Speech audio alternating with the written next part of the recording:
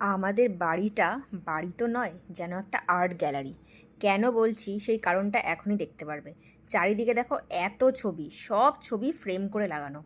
আর যা তা ছবি কিন্তু ফ্রেম করে লাগানো নয়, মানে এক একটা জায়গায় ঘুরতে যাই আর সেই ছবিগুলোই ফ্রেম করে লাগানো থাকে। আর এগুলো হচ্ছে আমাদের হানিমুনের পিকচার।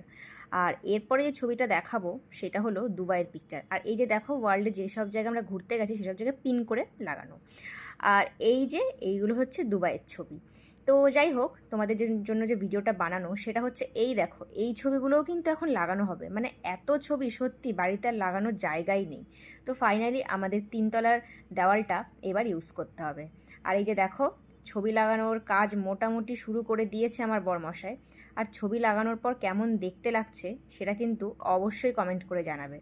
আর ভিডিওটা ভালো লেগে থাকলে প্লিজ একটা লাইক করে দেবে আর আমার চ্যানেলটা সাবস্ক্রাইব করে দেবে। তো দেখা হচ্ছে নেক্সট ভিডিওতে। ততক্ষণ সবাই অনেক ভালো থেকো, টাটা।